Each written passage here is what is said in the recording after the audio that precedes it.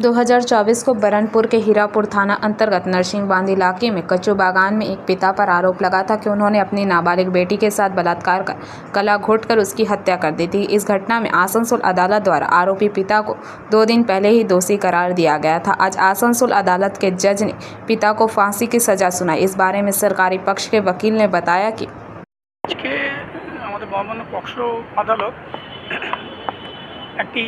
Rape एवं murder केसे आसामीके मृत्युदंड दिয়েছে।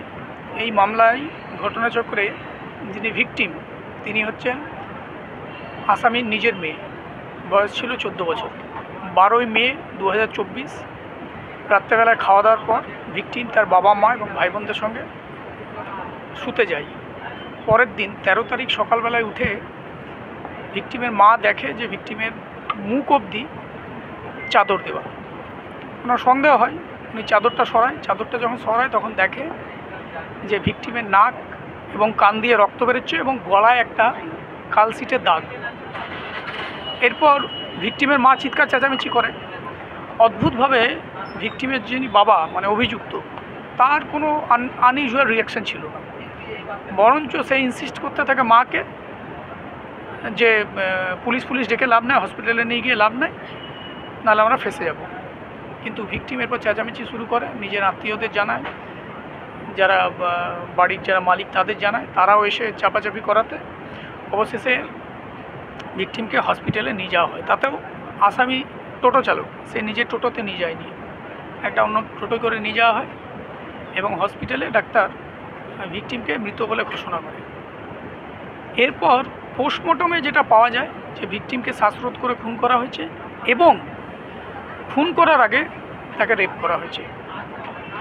14 তারিখ ভিকটিমের যিনি মা তিনি অভিযোগ দাখিল করেন যে তার সন্দেহ যে ভিকটিমের বাবা এই কুকর্মটা করেছে। এরপর পুলিশ তদন্ত শুরু করে। তদন্ত শেষ করে পুলিশ অভিযুক্তের বিরুদ্ধে চার্জশিট দাখিল করে। এই মামলায় যিনি ইনভেস্টিগেটিং অফিসার কিছু খুবই গুরুত্বপূর্ণ তথ্য প্রমাণ কোর্টের সামনে পেশ করেছিল। যেমন এই মামলায় ভিকটিমের যে ভ্যাজাইনাল সোয়াব সেইখানে অ্যাকিউজডের ডিএনএ পাওয়া গেছিল। যে চাদরটার উপর ভিকটিম শুয়েছিল সেই চাদরটা যখন সিজ করে সেখানেও একটা স্টেন পাওয়া গেছিলো। সেই স্টেন থেকে যে ডিএনএ পাওয়া যায় সেটাও অ্যাকিউজডের ডিএনএ বলে এফএসএল কনফার্ম করে। এছাড়া রিমান্ডে থাকাকালীন অ্যাকিউজডের দেখানো মতো একটা দড়ি রিকভারি হয়, সেই দড়িটাও এফএসএলে পাঠানো হয়েছিল। ভিকটিমের গলায় যে লিগেচার মার্ক, সেই লিগেচার মার্কের যে ফেব্রিক ইমপ্রেশন, সেই ফেব্রিক ইমপ্রেশনের সঙ্গে ওই যে দড়িটা রিকভার হয়েছিল তার ফেব্রিক ইমপ্রেশনও ম্যাচ করে এফএসএল সেই রিপোর্ট দেয়। বিচার চলাকালীন 16 জন সাক্ষীকে এক্সামিন করা হয়েছিল।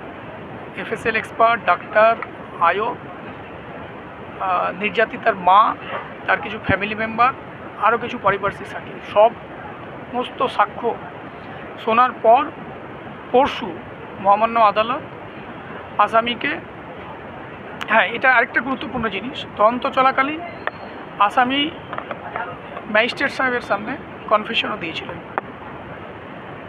সব কিছু শোনার পর গত পরশু মহামান্য আদালত আসামিকে সেকশন 6 পক্সো, 302 আইপিসি এবং প্রমাণ লোপাটের জন্য 200 আইপিসিতে দোষী সাব্যস্ত করে।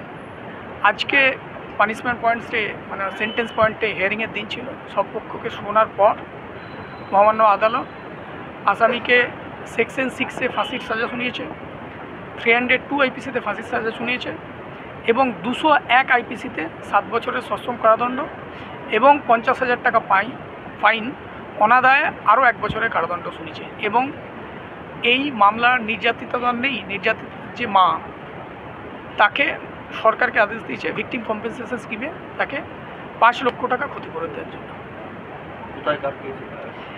এই কেসটা হচ্ছে বার্নপুর মানে হীরাপুর থানার আন্ডারে নরসিংবাঁধে কচু বাগান বলে একটা জায়গা আছে, সেখানকার কেস।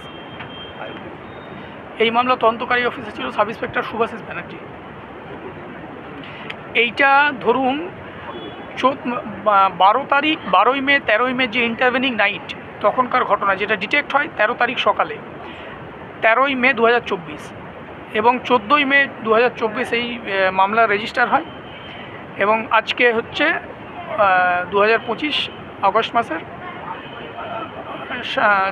6 তারিখ, মানে বলতে পারেন 1 বছর 3 মাসের মধ্যেই পুরো বিচার তদন্ত এবং বিচার প্রক্রিয়া সম্পন্ন হয়েছে।